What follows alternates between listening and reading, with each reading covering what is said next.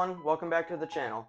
A couple months ago, my art teacher asked me if I knew any sculptors, and with my background in pottery, I asked if pottery counts, and she said yes. So I was asked to join my school in going to a national art competition. In this video, I'll be going over both the process of making a sculpture and also the event itself. My teacher gave me a week to figure out what the sculpture would actually be, so I settled on this. His running is just inspiring, so I decided to do that. After a lot of research, I determined that there's one vital piece of a sculpture called an armature. It's kind of like a skeleton, and it's usually made of twisted wire. It helps the sculpture keep its sturdy shape while being attached to the base. Next, I made a practice model of what the sculpture could look like with just white, so I wouldn't have to worry about mixing colors. Now, of course, I couldn't just leave it as clothing on skin, so I had to develop some armor. I didn't really know what to go for, so I talked to my dad and he suggested leaf armor. It was easy to make and it looked pretty good on the model. It just had one problem. The theme for this year's art festival was a symphony of color and rhythm. Neither of those things were represented in the sculpture. After a bit more research and another talk with my dad, we came up with the idea of instrument armor. I had the musical aspect down, but now I had to add rhythm. How was I going to do that? This time, I talked with my mom, and she suggested that I use waves as like a ripple effect that would move out from the center of where the runner's foot was touching the ground. The only remaining element I had to tackle now was color. In an effort to give myself inspiration for a color pattern, I printed off papers that had the sculpture on it, and then I would color those in to see different color patterns. This abomination of colors and scribbles that you see before you is the original list of clays that I was going to get for the first colored model. Now, the browns in it looked awful together, so I started over and made the skin white and the clothing marbled. For the ripples, I made it so that a light color would be right by the foot, and then as it got farther and farther and farther away from the foot, it would get darker. Then I repurposed the instrument armor from the original white model and just put that on. And it looked great. It had good contrast. Now, there was one more thing I had to prove I could do. When I went to the competition, I couldn't bring the sculpture already done. They would give me 3 hours to make it from beginning to end, and I just had to prove that I could finish it within that time. So I made this in just over 2 hours and 50 minutes. The base that sculpture was on was made by my dad the night before I had to make that sculpture at school. And the base I'd be actually taking to the competition was made by the school's handyman, but it wasn't done yet. However, I would be taking both just in case something happened. At this point, I was ready. So the next day, we packed up, loaded up, and left.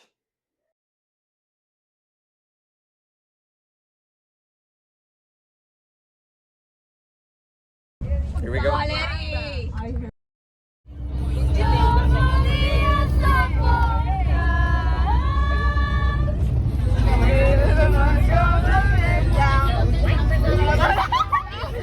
San Pedro Sula. Now, we still had a little ways to go before we got to the school where the festival was going to be hosted. As soon as we got there, the seniors of the school greeted us and took us on a tour. It was a beautiful school, and it was even big enough to have its own ice cream shop. Then we headed to the auditorium for the opening ceremony. There, the school's director gave us a little motivational speech. If a performance doesn't go exactly as planned, or we don't hit every note perfectly, no worries. And they played the drums for us.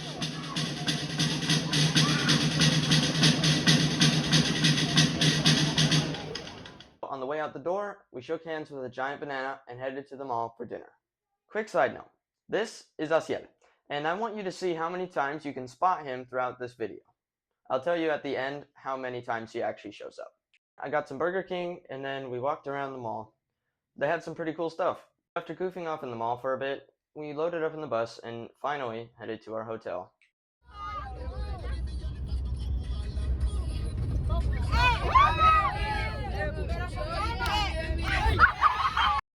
The hotel was pretty nice, so after a quick briefing in the lobby, we were all sent to our rooms. It might have been from nervousness that everybody just kind of woke up early and chilled in the lobby for a while before the cafeteria opened up. And once it did, everybody came in and ate some grub. I want to take a moment just to explain how big this event was. There were over 1,200 participants and 24 different schools. As we pulled up to the school, nervous as ever, we went into the auditorium and waited to be called to our rooms. Y aquí vamos a llamar 3 niveles de una vez.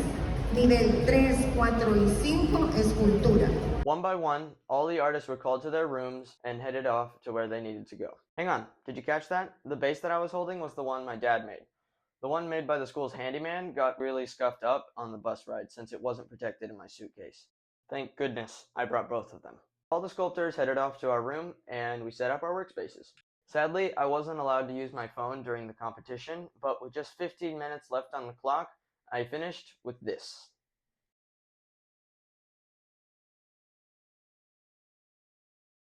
Well, there it is. Did it. Then after we all finished our pieces, we headed to the lunchroom, grabbed some food, and shared our experiences. This is what the other artists' artworks were.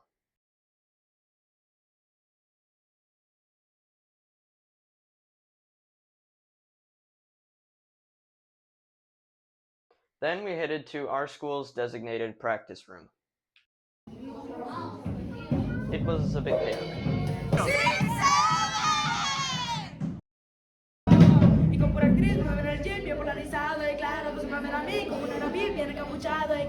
Here's a sample of the rock band's performance.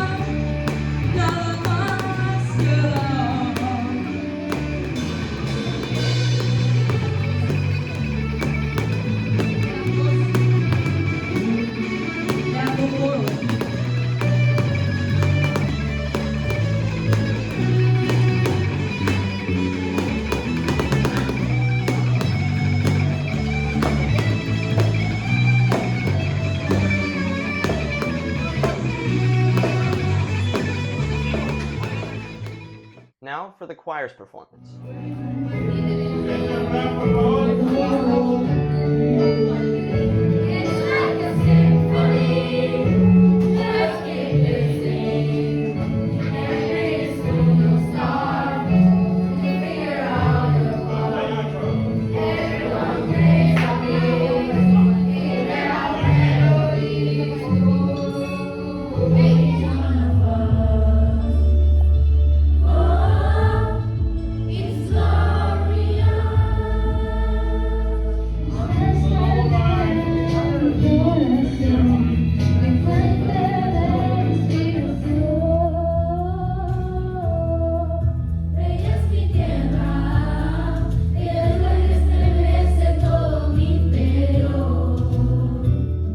The other musical group that performed was the school's ensemble.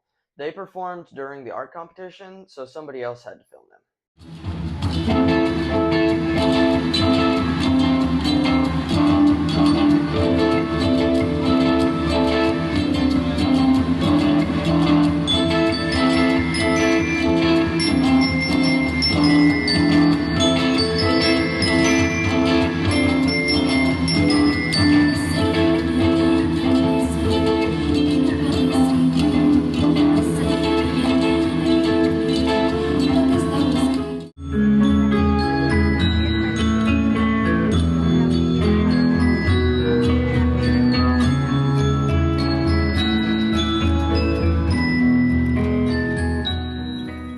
Now that everybody had performed, it was time for that day's closing ceremony. They played an orchestra for us,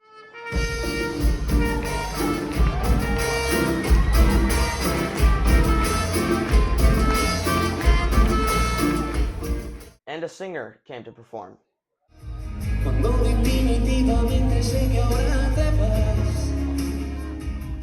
Then, after grabbing a few photos, we headed off to another mall for dinner.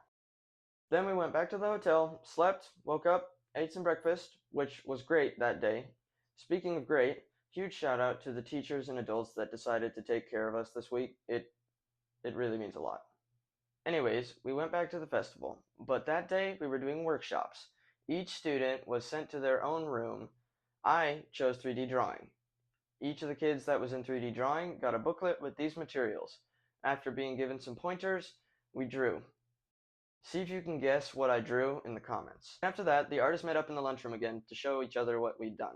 We grabbed some food, invented a new Spanish word, El trash can. It's El trash cans. and headed to the auditorium, where they sang for us.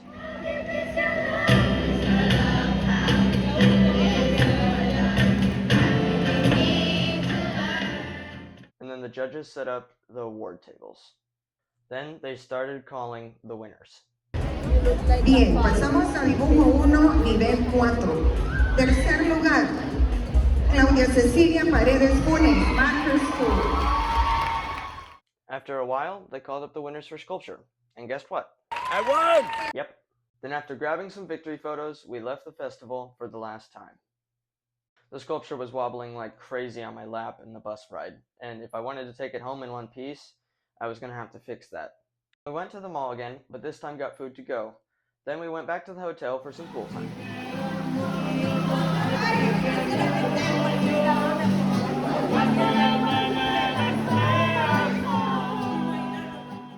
Then after playing a couple games of Uno, now we have to figure out a way to put this thing in a box and a bag to protect it.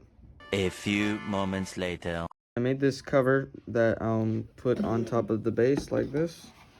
I wrapped the sculpture itself in like 6 bags.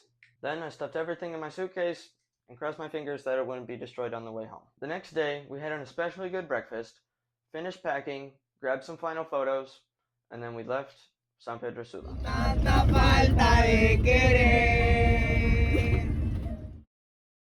don't think anybody wanted it to end so soon. But all good things must come to an end.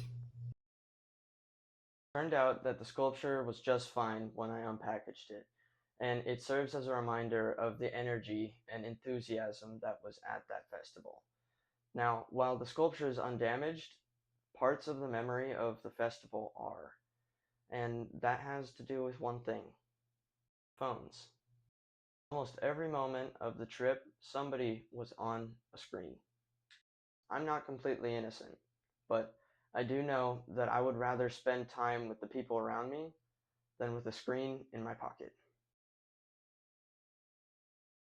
If you made it this far, thank you for bearing with me the whole 13 minutes of this video.